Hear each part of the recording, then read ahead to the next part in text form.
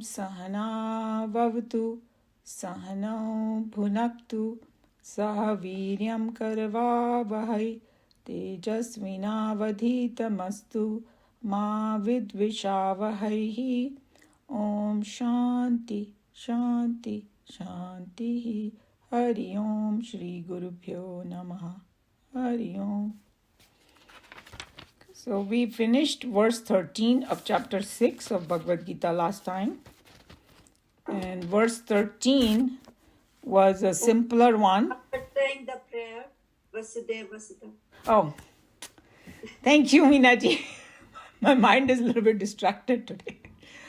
Vasudeva Sutam Devam Kamsa Chanuramardanam Devaki Paramanandam Krishnam Vande Jagadgurum. Krishnam Vande Jagadgurum. Yeah, very important to get Lord Krishna's blessing to continue this. Yeah, so thank you so much for reminding me.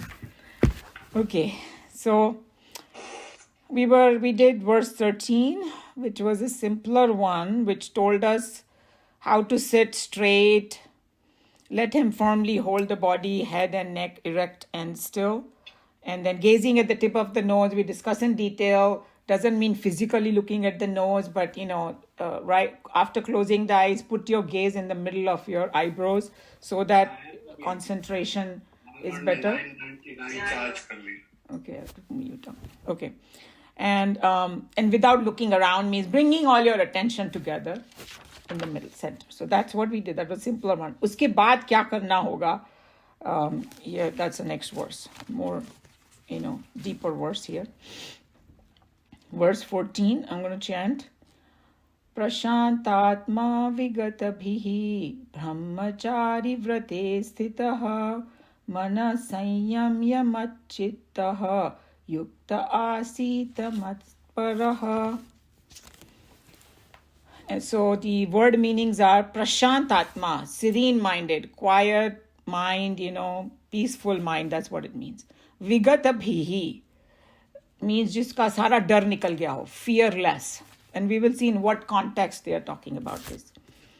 Brahmachari vrate, in the vow of Brahmacharya. So that also we will go in detail what actually Krishna Bhagavan means, because there is some misconception. In this context, the meaning is slightly different. Sthita means firm, usme establish ho jana. Mana is mind. Sanyamya, having controlled. Sanyam rakhna. Mat chittaha, thinking of me. Matlab chit mujme lagana. Mat chittaha, that's what it means. Mujme means yahan Krishna Bhagwan. Krishna Bhagwan means that Brahman. Yukta is balanced. Asita, let him sit. Asan pe baith jana. Mat paraha, mere towards me parayan ho jana means me as a supreme goal. That's what it means. That my goal is to reach that Paramatma, Bhagwan or Moksha, whatever you want to call it. That's what it means, Mat paraha, that as a supreme goal.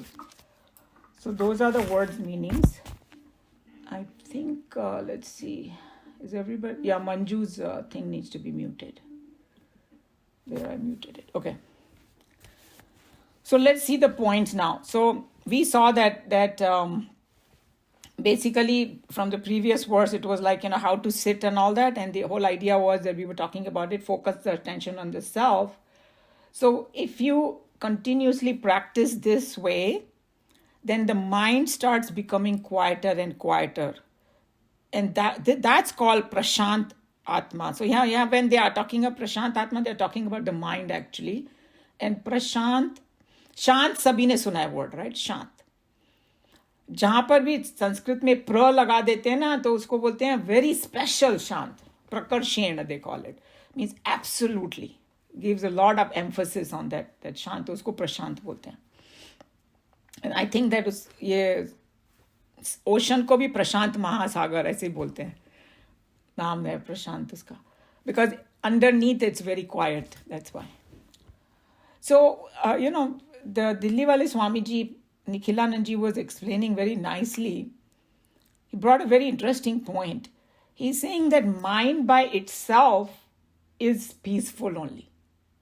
If you go to a very basic nature of mind, even though we hear the opposite. And we'll see why he said that, because that's important. He's saying that because we thinking of the past, getting anxiety for the future, and we get distracted in the present, that's why the mind becomes unpeaceful. If you cut out those three things, mind will be peaceful. There's no problem. He said it's like a lake, and he gave the example of a lake. Lake by nature is a shant, because वो बहता हुआ पानी नहीं है, वो it's like a quiet, right?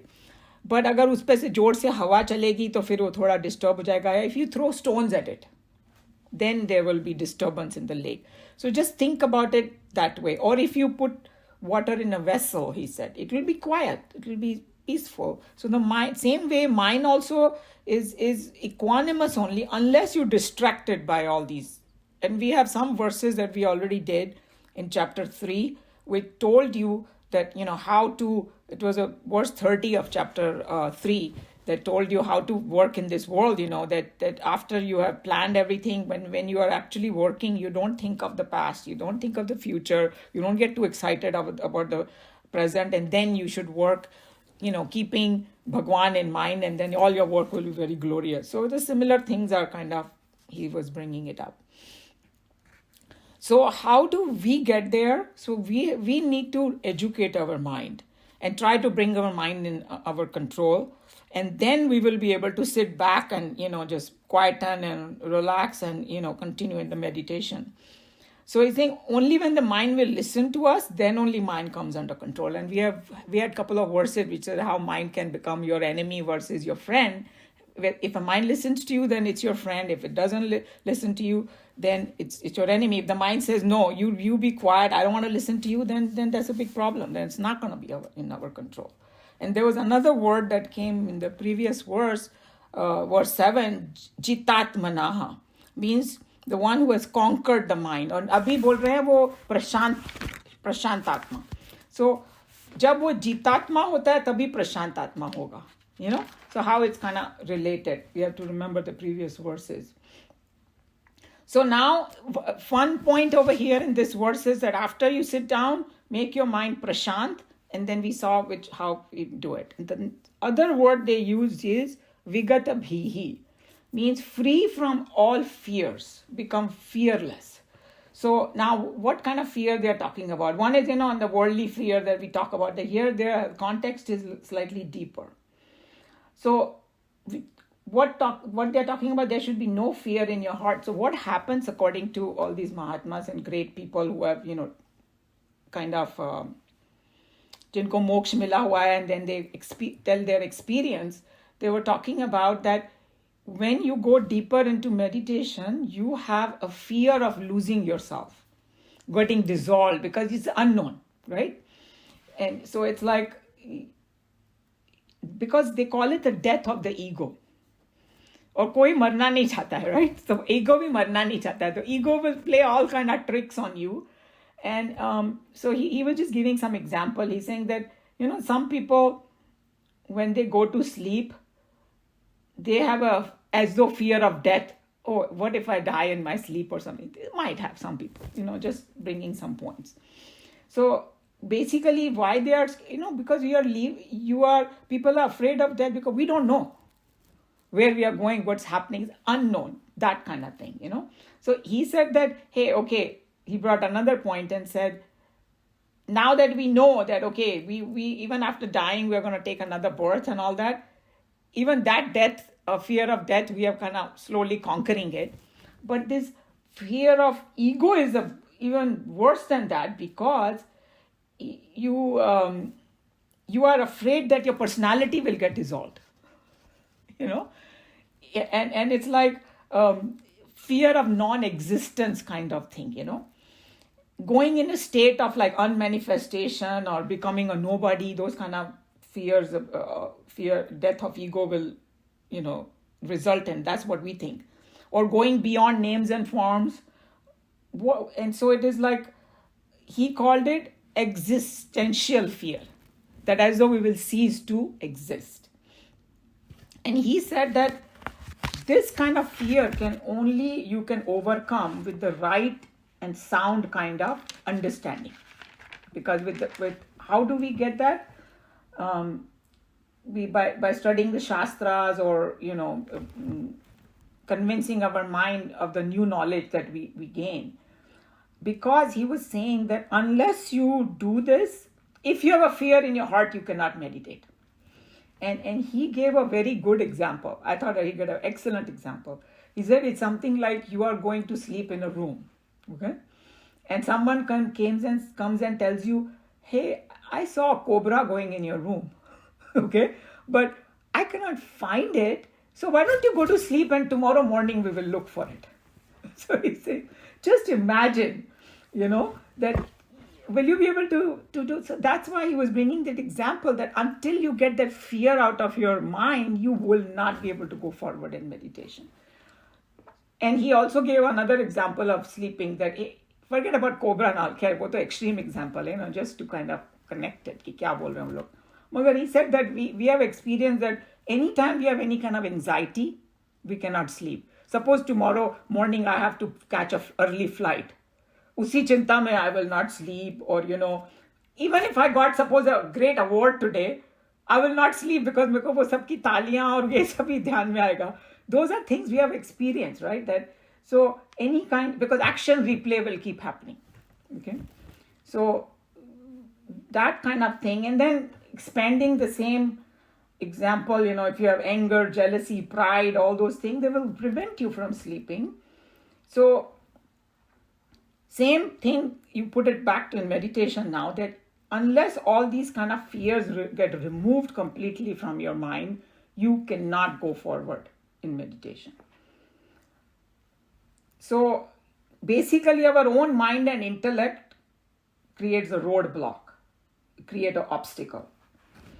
And then because, we are fearful of unknown, and because Atma is unknown, it's unthinkable, and we have, on one hand, Shastras help, but in the beginning, there can create a confusion also. Because it says, that Atma is unknowable and all that. Say, hey, what is this and where am I going? So he gave a very interesting line, and I think that I've heard this before, even from Osho I've heard it, that you can be God, but you cannot know God. See what I'm saying? That we have discussed that it's like a river going in the ocean. The river will always remain river, but will not know what ocean is until it enters the ocean and then becomes one with it. So it's a similar thing he's talking about, that the fear is because knowing is like a kind of superficial knowing, whatever we know. It's not like experiential knowings, and that's what the mind gets afraid of. It's a death of a mind, basically. That's why mind gets afraid of it. And so he said that he used another sentence, and he said that we cannot know about the self in advance. We can only know about it. Truly, we cannot know until we merge. We can only intellectually know about it. So that's the difference. So he basically said until we just jump into that, we cannot know it. And that jumping into it is what we call is fear. And the other, anybody has any question? Okay, I think Asha ji joined. I'll just mute it in. And of course, this is a known fact also, that we have a great attachment to the known things. Okay, whatever we know, familiarity is that we kind of get attached to, and that becomes a problem. So according to Nikhilanandji, a very serious student of meditation, he is the one who's going to develop this fear. It's like a thing that happens to everyone who is going to that path, because he's saying as long as you are like in the upasana state, that fear is not going to be there in you. So if you do get fear, we don't have to be afraid of it, because even the great Mahatmas and all that, all of them kind of pass through that gate of fear. You have to cross over it. So that's kind of something interesting that we should know about it. So after we kind of get over this fear, that's when we will dissolve into the reality to become free from all bondage and limitations and all that. So the right understanding is the only one that is going to take us across this fear. And one more point he brought, which was very interesting, that we have to deeply understand that there is no duality. And Kathopanishad, go back to that, what we learned. Whatever is there is here, whatever is here is there. No duality, right? So it's all, both of them are talking about the same thing. Because what is the science of fear? Fear only comes when there is somebody else. I'm not going to be afraid of myself. It's like I'm always afraid of another place, another person, another situation and all that. But so this difference causes that fear, according to him. The more we do our go in understanding journey towards a oneness, then that's when we will conquer that fear. Of course, and this study of scriptures is only one that can remove our misunderstandings, And we already discussed that without the requirement to go in Turiya is we have to conquer it. So there are two things we already discussed. We discussed Prashantatma and Vigatabhihi. Means, absolutely quiet mind through all the practices that he told us, and getting over the fears. And the third thing he talks about is Brahmachari Vrate Sthitaha. Means, establish yourself in the Vrat of Brahmacharya. So the moment somebody hears Brahmacharya in the common language, we think it's something to do with celibacy and all that. That's not what they're talking about over here, interestingly enough. The meaning of Brahmacharya is Brahmacharati, means walking towards the path of Brahman. Making a journey towards the Brahman. That's the actual meaning. In that sense, control also comes. So like, it's nothing to do with, hey, किसी ने sannyas ले लिया तो उसको brahmachari है, or somebody is married so he's not a brahmachari. It has nothing to do with that. So sense control can come under, if somebody has taken the vow of sannyas, of course, he has taken a vow knowingly and he wants to be celibate, but in the marriage it have a different definition. Hey, you be more loyal to your own partner and all that, and within whatever the laws and all that. So that's what you have to remember. But here the context is more that one who has resolved to get the Brahma Vidya or state of realization or the Turiya and all that, and he's kind of committed to that path. And he, Nikhilanandji talked about Gautam Buddha. Whoever saw that serial of Gautam Buddha, in the beginning he had tried many different things. In the end, after trying all that, he made a complete resolve before he sat under that tree, the Bodhi tree, that do or die, I'm going to find out what the truth is. That kind of resolve they are talking about, that if somebody is very seriously want to progress in meditation, they'll have to make that resolve. And that's what helps us in going in this deeper state of meditation and the final goal to be reached. So Nikhilanandji gave a worldly example. It's like, okay, you are standing near the swimming pool and you have not yet decided to jump, and you're just standing there. You can be standing for a long time. Only time you will jump is when you make a complete decision that I'm going to jump, and then you jump. So that decision-making part is like the, established in the vow of Brahmacharya. That's what it means. So the other thing that he brought out, very interesting one, that in chapter 9, Bhagwan has a verse which says, anybody who has completely resolved to become good, consider him good only. Because उसका जो व्रत है वो इतना firm है कि वो जाएगा ही. It's almost like you have taken the first step. When you make the resolve, it's going to happen. So until then, it is like not there. Dhila dhala, So until then, he was calling it time pass. And he gave one more example, which was a good one. It's like, I want to climb this mountain. So, I go there and I look at the mountain. It's very beautiful. It's all that. But until I make the decision to start climbing, I could be standing there all night, all day, and all life, and I won't climb. It's the same thing he was talking about. That until you take that vrata, you won't be able to move forward. When he gave that example, that made sense then, what he was trying to say.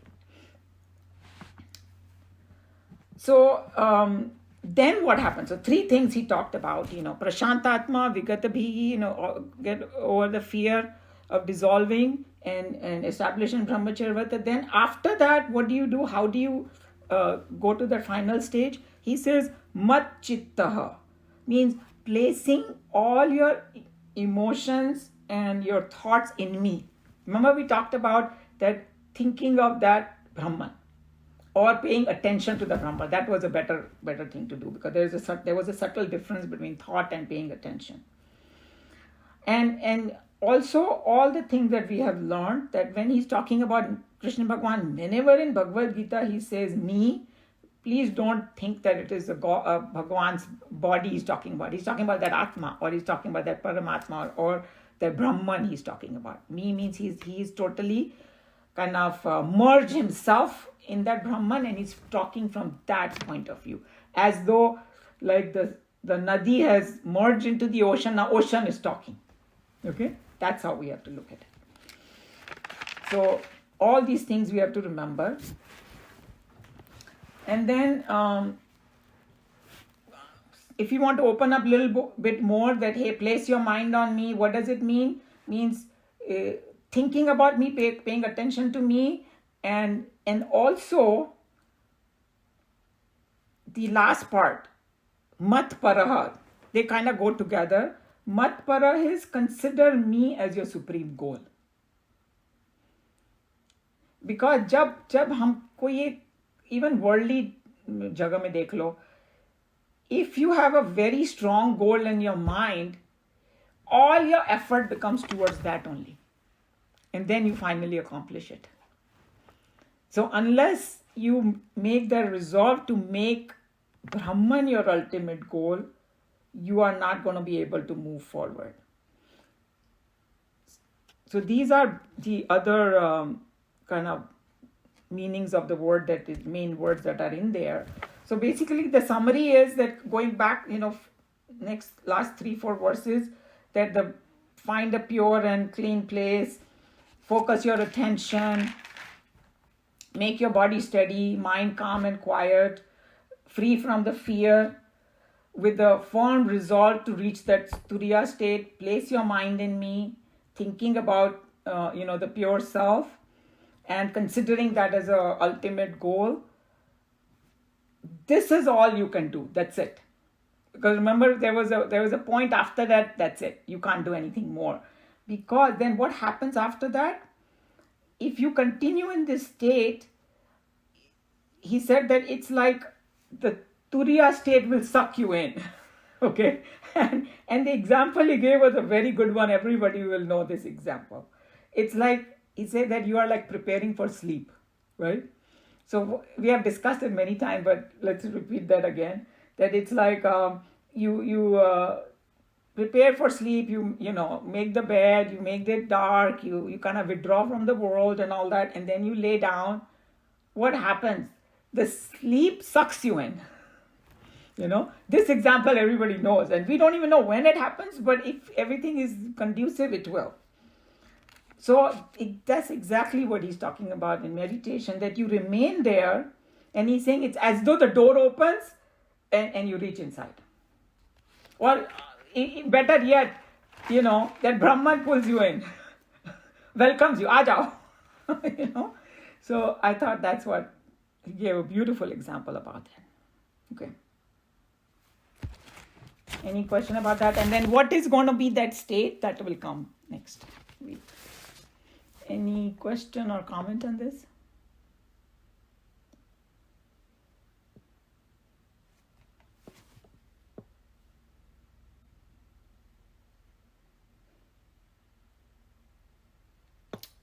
Everybody became very meditative after listening to this. Okay. Who is a volunteer to read?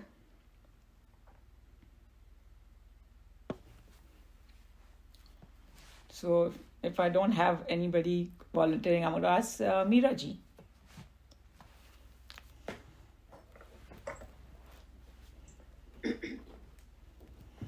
Serene-minded fearless, firm in the vow of Brahmacharya, having controlled the mind, meditating, thinking on me and balanced, let him sit, having me as the supreme goal.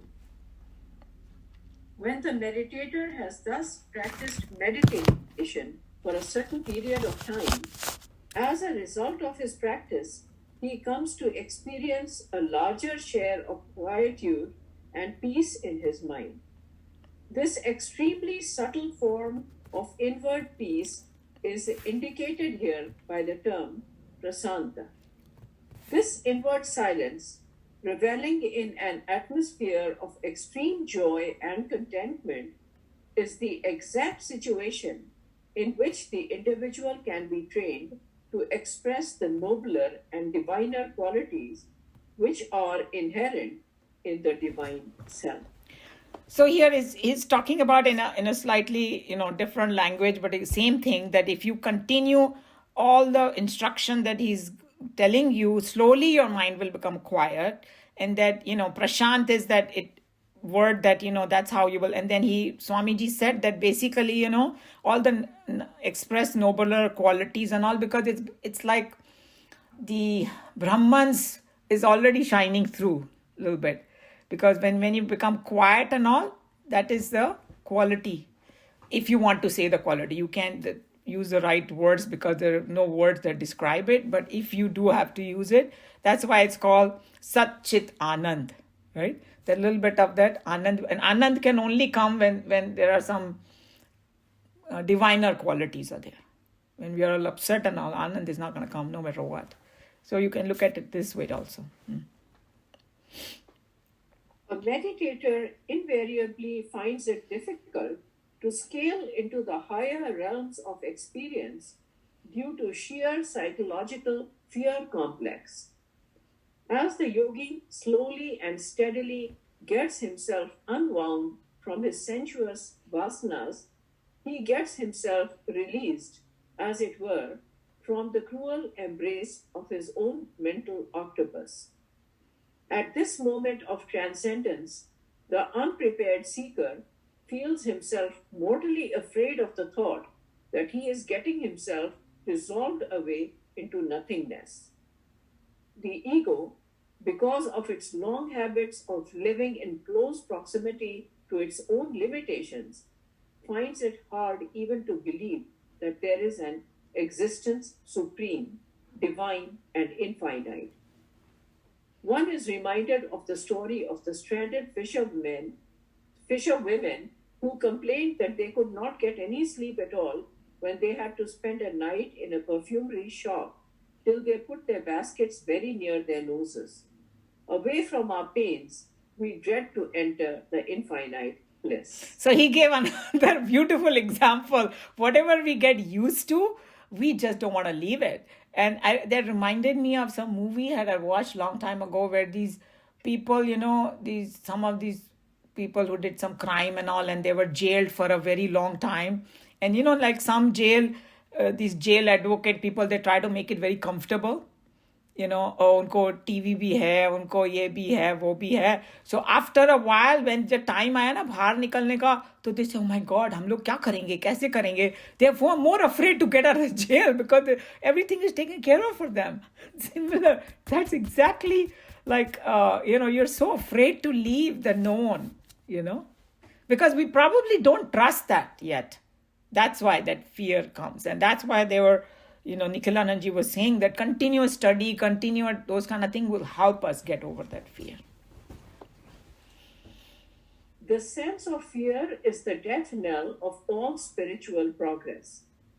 Even if progress were to reach the bosom of such an individual, he would be compelled to reject it because of the rising storm of his subjective fear in himself.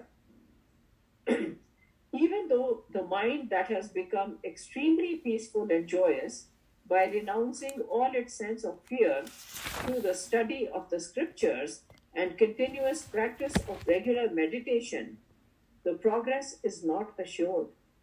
The possibility of failure shall ever be hanging over the head of the seeker unless unless he struggles hard to get himself established in perfect brahmacharya. So you were just saying after those two things also, success is not guaranteed unless the vow of brahmacharya is practiced. So that's what. And Swamiji is going to explain in his own words.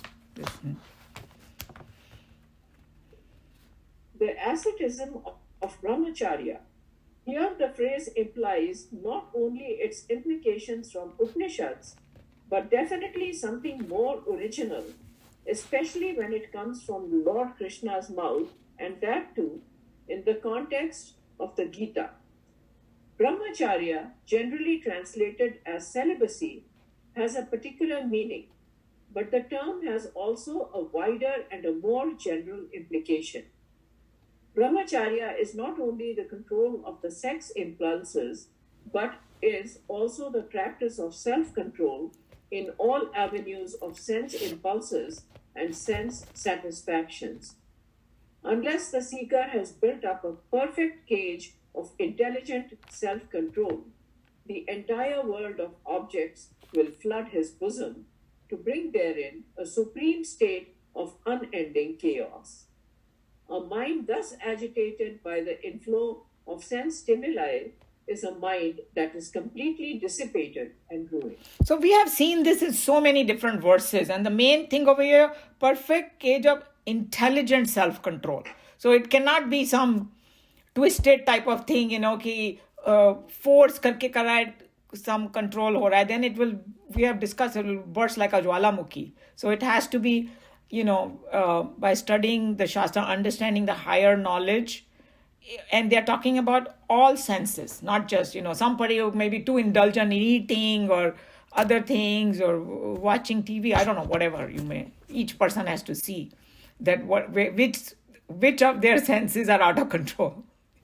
So many things go into this. Not as simple as, brahmacharya, but he's talking much, much deeper meaning.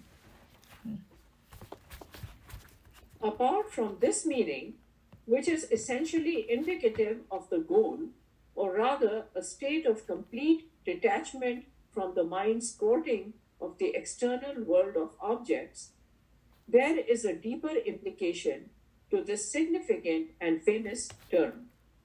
Brahmacharya, as such, is a term that can be dissolved in Sanskrit to mean wanderings in Brahma Vichara. To engage our mind in the contemplation of the self, the supreme reality, is the saving factor that can really help us in withdrawing the mind from external objects. Okay. So he's talking about Brahmacharya, the Sanskrit meaning that we already discussed, wandering in the Brahma Vichar. Because Hindi में एक word है ना, घास, वो क्या बोलते हैं, cow घास चरती है, right? That charana, remember that वो wander करती है एक field में to eat the grass. The same word is used over here, Brahma Vichar में घूमना. That's why when they said कि you in meditation, after doing all the things he talked about, you focus your attention on the self, वो है Brahma Vichar में चरना. That's the real meaning of Brahmacharya. Yeah, the English translation is so limited. So limited, yeah. But yeah. that's the whole purpose of Brahmacharya. जो state में भी होते हैं. Okay, my comments later. Sorry. No, that's fine. That's totally fine because, we have to understand this. And वो एक और word है हिंदी में, विचरण करना, right? The people who know Hindi speaking people, विचरण करना is also the same. Moving about in a certain constrained area, and here it is talking about Brahman mein vicharan karna. Yeah, go ahead, Meera ji. What were you saying? Your comments. Oh, no, I just meant to say that, when I read the दोहा जब मैंने पढ़ा verse, तो मुझे लगा कि मतलब how does this apply to, people who are living with their families, etc. लेकिन वो इसलिए क्योंकि इंग्लिश का वर्ड बड़ा लिमिटेड है, तो दिमाग वही सोचता है. लेकिन एक्चुअली ब्रह्मचार्य जो स्टेजेस भी हैं, 4 स्टेजेस लाइफ की, उसका ये पर्पस ही यही है कि आदमी और सारी तरफ से ध्यान हटा करके अपने गोल को फोकस करे, which can be search of yourself or atma or the higher power. Right. Yeah, exactly. Yeah. So it has nothing to do with just celibacy or anything, because we know that a Yeah. lot of rishi munis, they were married, they were having children and all that. Yeah, So yeah. so we have to do. That's why Bhagavad Gita is so important, and also the commentary of the saints and sages, Shankaracharya and other saints and sages, because they are the one who will put us on the right track about it. Otherwise, there's so much confusion in our mind, because even the word English का तो है, translation में भी गड़बड़ होता है, but Hindi के words का भी मीनिंग हमको गलत मालूम है in the Vedanta context I am talking about. In the regular language it may have that meaning, which is fine, but what are they talking about? We have to learn it from the saints and sages, because now it makes it more clear and more sensible for us, right? Otherwise it's like, hey, how that means I can never get there, that's not. So now we know that why they are saying it.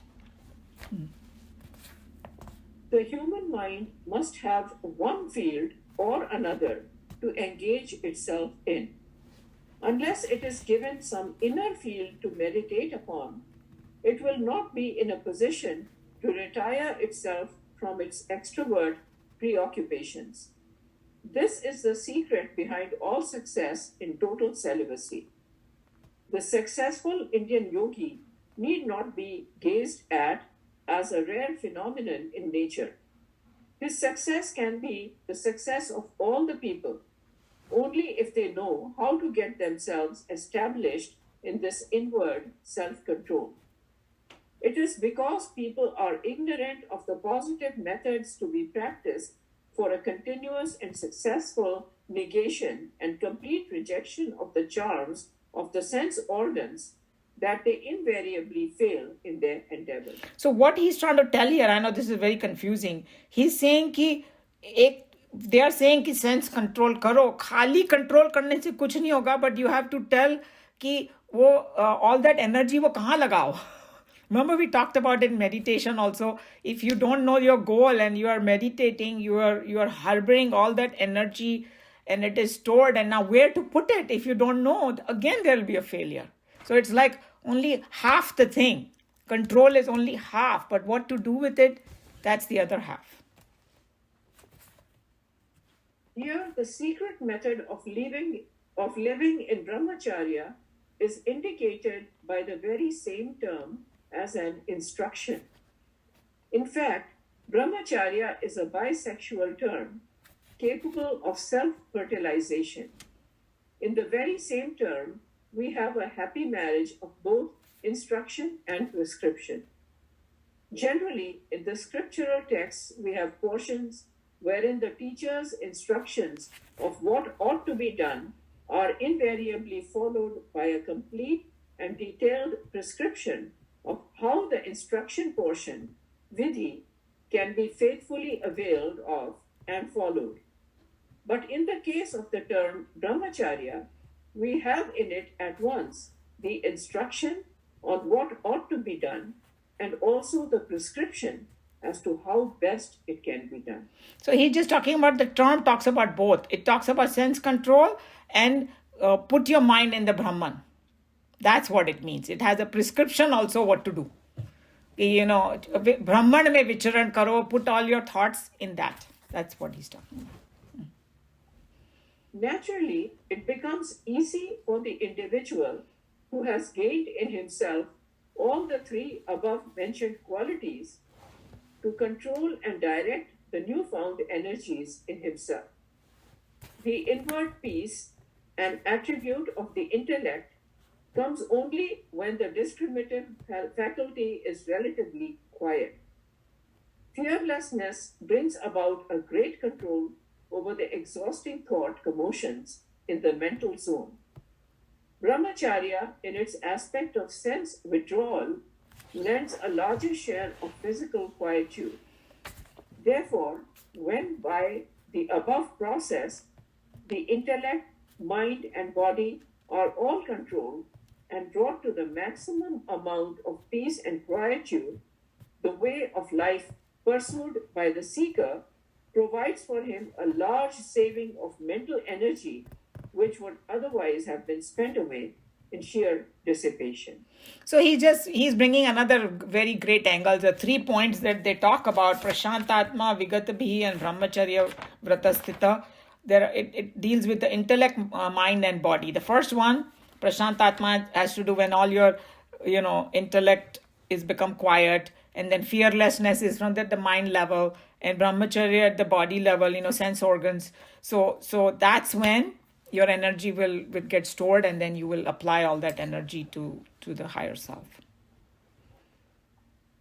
This newly discovered and fully availed strength makes the mind stronger and stronger, so that the seeker experiences in himself a growing capacity to withdraw his wandering mind unto himself and to fix his entire thoughts in the contemplation of me, the self.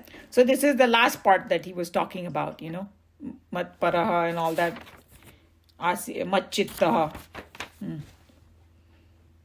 The concluding instruction in this most significant verse in the chapter is, let him sit in yoga having me as his supreme goal. It has been already said in an earlier chapter that the meditator should continue meditation and ere long Achirat. he will have the fulfillment of his meditation. The same idea is suggested here. Having made the mind tame and keeping it away from its own endless dissipations, we are instructed to keep the single-pointed mind in contemplation of the divine and his eternal nature in the self. Immediately following this instruction is the order that he should remain in this attitude of meditation, seeking nothing else but me as the supreme goal. Ere long, in the silence and quietude of the within, the withering mind and other equipments will exhaust themselves, and the seeker will wake up to realize his own infinite, eternal, blissful, and quiet nature, the self. So he summarized it this way, and that Nikhilanandji, he gave a beautiful example of that sleep, that, you do all the preparation, you stay there in this mode, and finally it will happen. Any comment or question? Yeah. Anilji? Yeah, I have a question here. When he's talking about place your mind on Brahman. Brahman. Place your mind on Brahman, or contemplation of the divine. What is it like? What do you do? So that's exactly what I was saying, that we have to now wait for another 6 chapters because it will tell you the nature of Brahman. Brahman है क्या?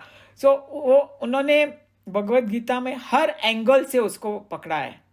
Remember I gave that example about, it talked about that it is like a thread going through a mala, a drishya thread, and keeping everybody in harmony, and then it's going to go deeper and deeper, and in chapter 15 it's going to talk about that all the heat and fire, it comes from Brahman only. Then it's going to talk about, that hey, your digestion also comes from Brahman because the heat is over there. When you are continuously studying all that, you start realizing that oneness, experiencing it like slowly, even in your when you're not meditating. See what I'm saying? So it is a slow process, because sometimes we think that, if I'm sitting in the meditation, I'll be thinking of God. And you will realize that as Krishna Bhagavan moves forward in Bhagavad Gita, he's going to say, all your actions should be dedicated to me. And then how can I think about God all the time?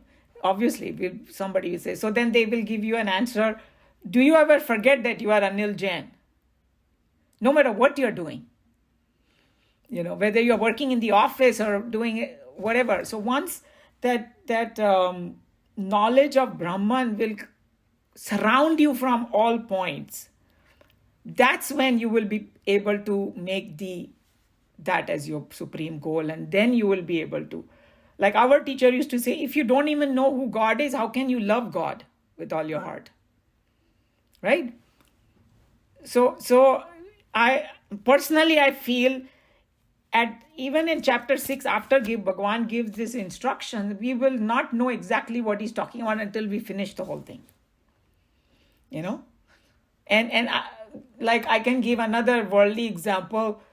एक कोई बहुत skilled scientist है, या my husband is sitting here, और कोई engineer है, और कोई financial person है, वो जितना ज़्यादा उस सब्जेक्ट में प्रैक्टिस करेगा उतना वो एकदम कंफर्टेबल हो जाएगा.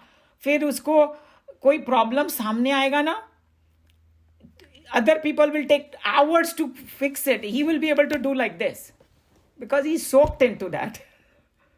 जैसे पुराने जमाने में बोलते थे ना, वैद्य होते थे, वो लोग नब्ज देख के बता देते क्या प्रॉब्लम है, because they are so skilled in it. So same way, when you surround this, what is Brahman, from all angles, then you will appreciate it. It'll be easier to be soaked into it. I don't know if that answered your question. I'm still confused, but it'll clear up later on. If anybody else can maybe, jump in there. And for the early practitioners, even certain verses, Anilji, helps if you know the meaning. Even from chapter 2. Right, Yeah, so it's all this is- pervading, it's all this thing. फिर एक time आता है कि you already know it so well that you don't even have to remember those verses and you are already in that mode. It's hard for us to imagine, but I'm just trying to see how to say it. And the worldly example can be like a new mother. They said कि वो अगर दूसरे कमरे में भी होगी ना, उसका बच्चा जरा सा भी रोएगा, she knows. Because she's constantly, that thing is on her mind. Anybody else would like to elaborate on this? What do they mean by this? Joe should say something.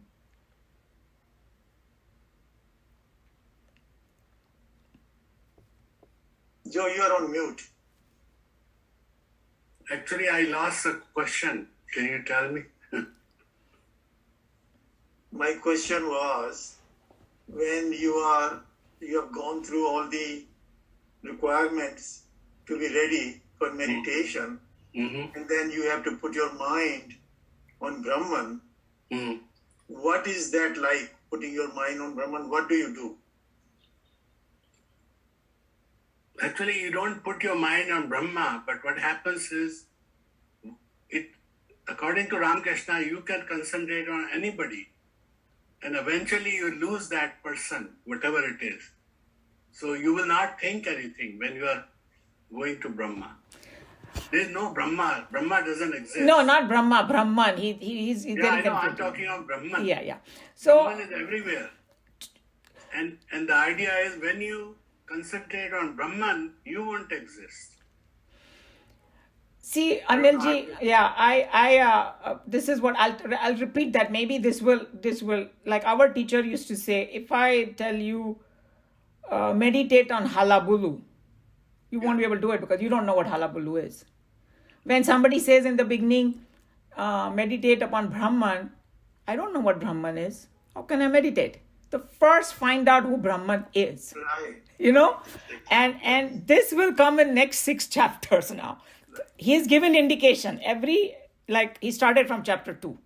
He said it's all pervading, it is, what are the other characteristics it talked about? 3-4 characteristics it talked about in there.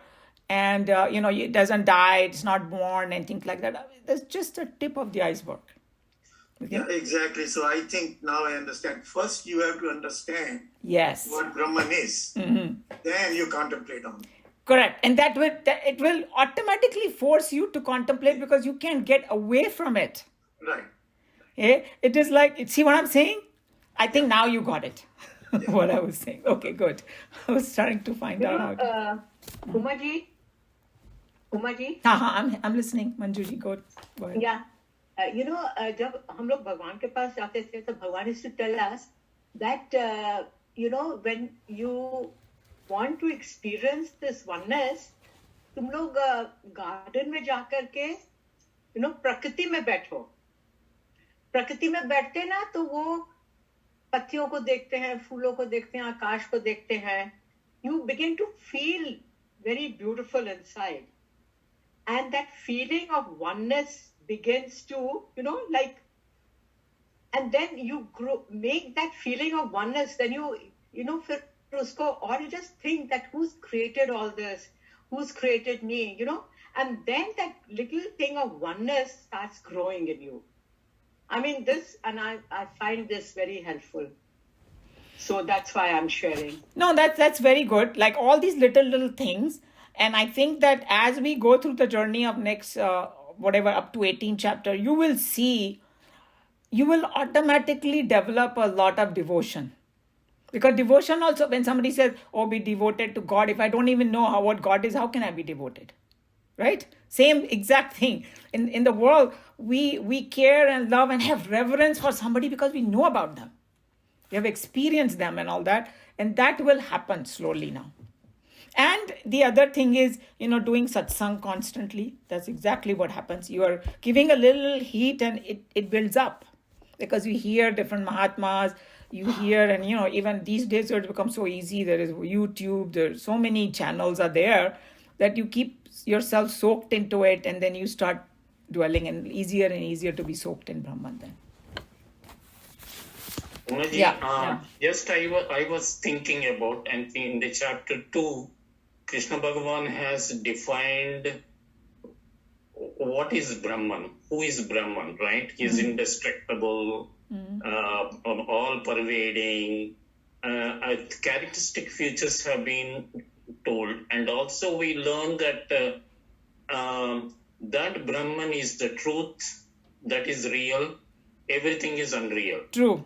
He already said that. And then based on that, I think you have been saying all the while, Aham Brahmasmi or Tattvamasi kind of a thing, that what is truth is also there in me also.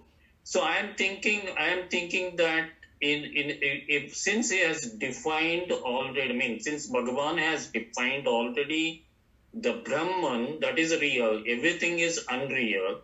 So in the meditation, in the seat of meditation, I am thinking that probably that Brahman, which is real, I don't know, there's no form. It is both Saguna as well as Nirguna, but we are looking at the mostly at the last stage of meditation is Nirguna Brahman, but initially we will go for the Saguna Brahman. Mm-hmm. So in that context, I am thinking that is the truth, that is indestructible. It is also in me.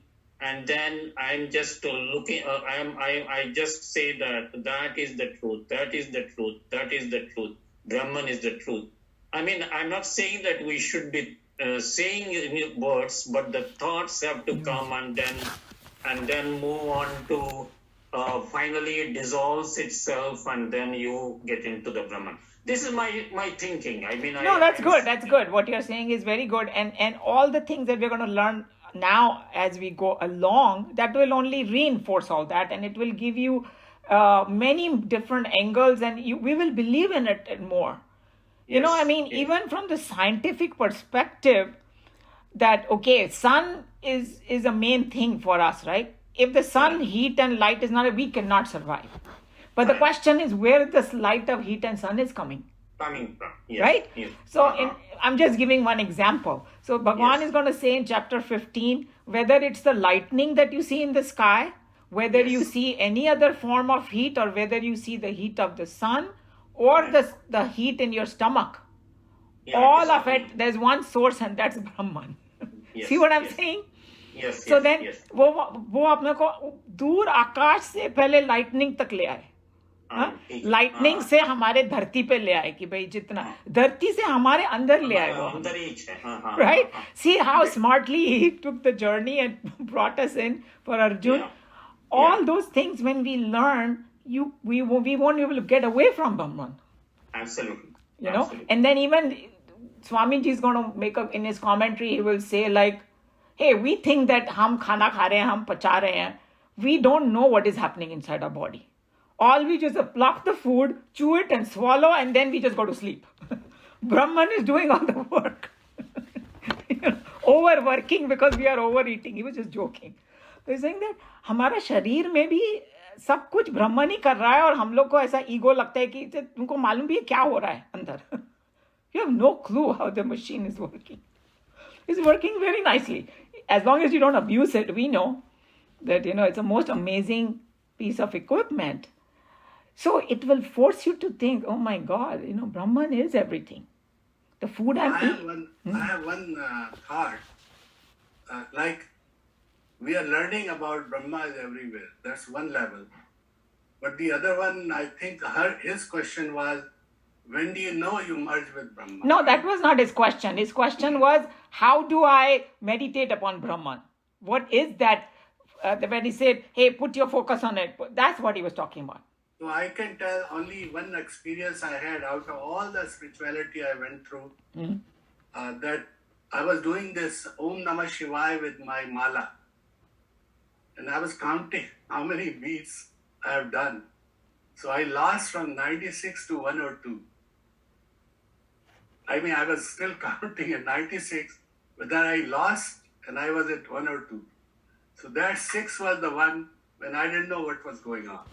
See, you are talking about the next stage. You're talking about the merging state where his question was the pre-merging state because that was his question. So I think that everybody discussing, now you got a slightly better idea, right? And as we move forward, yeah. So Okay. that's the only thing I remember about Brahma. And Joe, you have to say Brahman because Brahma will cause a lot of confusion. It's not Brahma, Vishnu, Mahesh. No, at our level, nobody talks about Brahma because there's not even a single temple of Brahma other than so just say Brahman or Brahma. Khali Brahma bola to bhi theek hai. Because Brahma is a very low level of God compared to Brahman. It's just one aspect of it, basically, creative aspect. But Brahman has three aspects. Yeah, creative aspect. Everybody is important, so you can't. I know. But what I'm saying is there are levels of hierarchy. So Brahma is a appointed position, right? And it has a limited life. Whereas Brahman is there everywhere forever. So I think we got some clarity, right? So I'm going to stop here because we have the Kathopanishad is getting more. Go ahead. I just have one comment or maybe clarification. Because I think the fearlessness, that's a big part which plays in our whether we do meditation or how we do it. I'm talking about my case, myself. When Ms. We have read this Geeta for a long time, and whenever we talk about doing meditation, it talks about that you should have pure mind and you should have you should meet all those conditions of brahmacharya. And when I look at myself, I'm saying I'm not even halfway there, meeting all those conditions.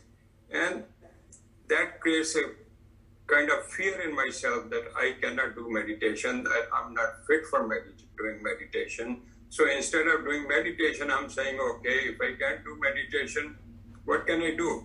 But then the next one is, okay, do the chanting or what we call repeating the name of the God.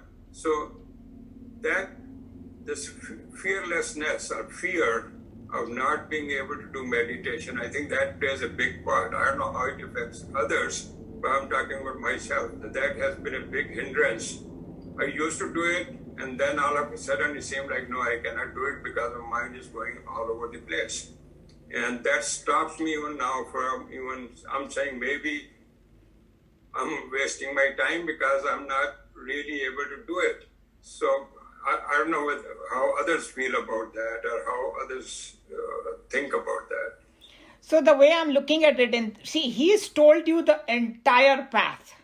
And he's telling you absolutely the highest level, okay? And we we have to evaluate. So you are very truthful about yourself, and I say, and what you said is a very good remedy.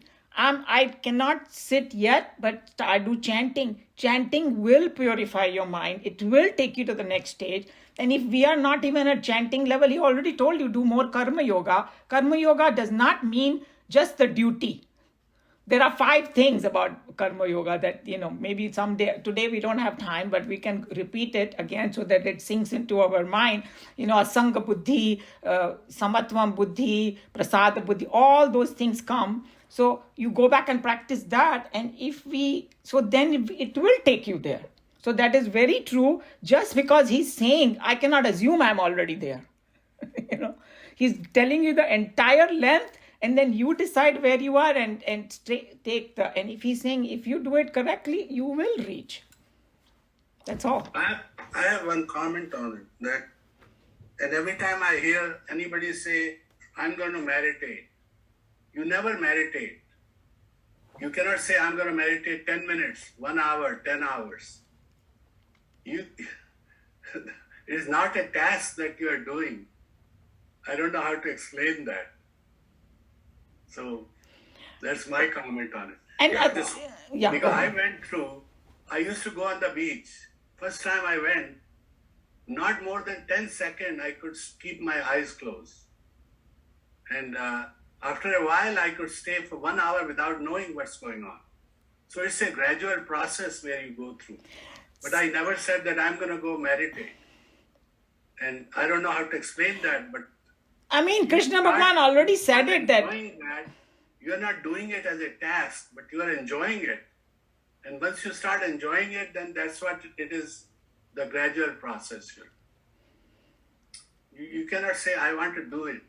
And I don't care, people keep saying, oh, I did 10 hours of meditation, 5 hours. In fact, Nina told me that we have a friend, 20 years, she's going to SRF. And he said, how can you learn meditation in 2 weeks? Because she has been going 20 years and she's still trying to meditate. So it's a very different, I don't know how he explained. He explained it, the purity of mind. Purity of mind is there, it will happen. And he told you how the purity of mind. So he has given you the prescription, but if we have to understand what he's saying first. Yeah, go ahead. Sorry. Sushilji? No, I was saying, when I agree with George, you cannot go and say, I'm going to do meditation, but this is what we are reading, that's what is telling us, how to do meditation or what preparations are required. So that's what we are talking about today. It is a later stage though. उसके पहले उन्होंने बहुत कुछ बोला है. वो हम भूल नहीं सकते. ये जो बोला है कि we have to be, yoga rude. Without control of mind, we can't even prashant atma kaise banenge hum log without If I summarize everything is that you start enjoying things. You become an anand. And anything you start enjoying, that starts to pull you away in that direction. That's a later stage though. Later stage. You're talking about a later stage when he's talking about that when you become prashant atma and you start going more and more deeper, then finally that Brahman will suck you in. So that when you get a little glimpse of happiness, then you want to stretch that time, right? But how to get that glimpse of happiness, how to sit? I always question this thing that we think that by learning or by reading we can get there. But the idea is when your time comes, you get there.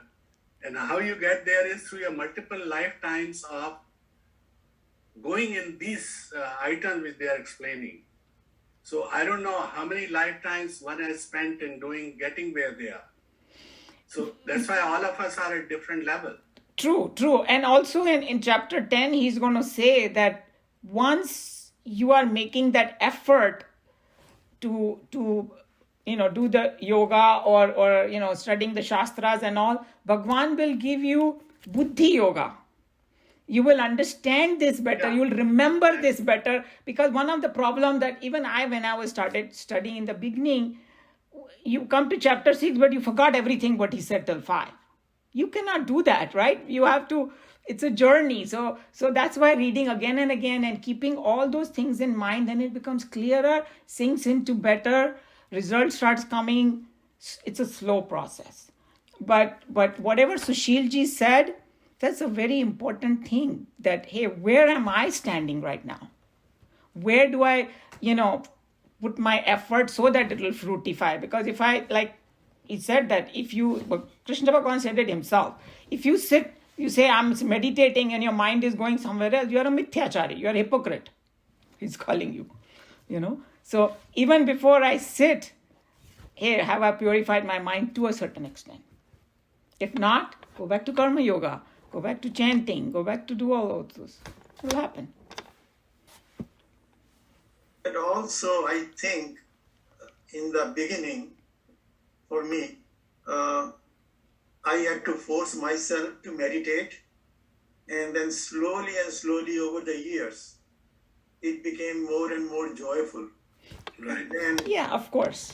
Very good. life becomes easier because, like you said, buddhi comes to you, and you are able to resolve things much easier. You are able to drop some desires much easier. True. And so it's a whole process. It doesn't happen overnight. Some people may take 1 year, 2 years. Some people may take lifetime. True. But he said in Geeta, like Uma was saying, if you worship me, I'll guide you. Yeah, and so that's what we are doing, right? Worshipping means not just taking a arti and doing Om Jai Jagdish Hare, but it is more worshipping in Vedanta senses what we are doing. Right. Trying to understand and go. And there are some people who, by chanting, purify their mind too.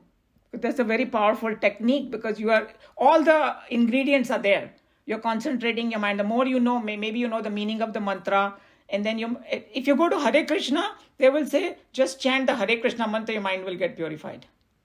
And they create that atmosphere over there for you. That is their path. Yeah. By chanting, you are basically blocking the desires. Yeah, blocking everything else. And the more you, जितना ज़्यादा आप दिल से उसमें मानोगे, उतना ज़्यादा purity बढ़ती जाएगी फिर. बढ़ती जाएगी. Yeah. So there are so many methods, and sometimes I personally think I may hear from 100 people and it may not make a difference, and somebody says something, it suddenly clicks, and other people may say it might go over my head, but किसी की बात दिल को छू जाएगी, and you will make that change, and that also comes under the arena of buddhi yoga only.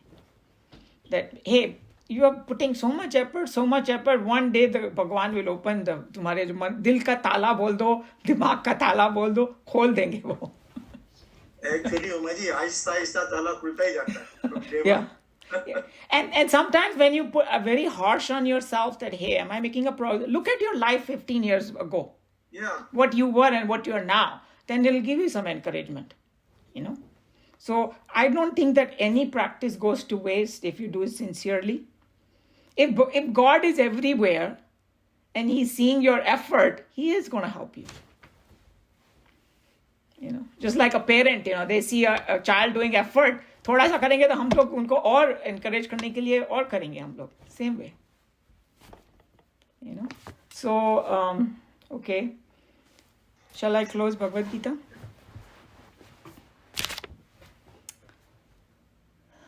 Sarvadharman parityajya mamekam sharanam vraja aham tva sarva papebhya mokshayishyami ma shuchah. Hari Om Shri Gurubhyo Namaha. Hari Om.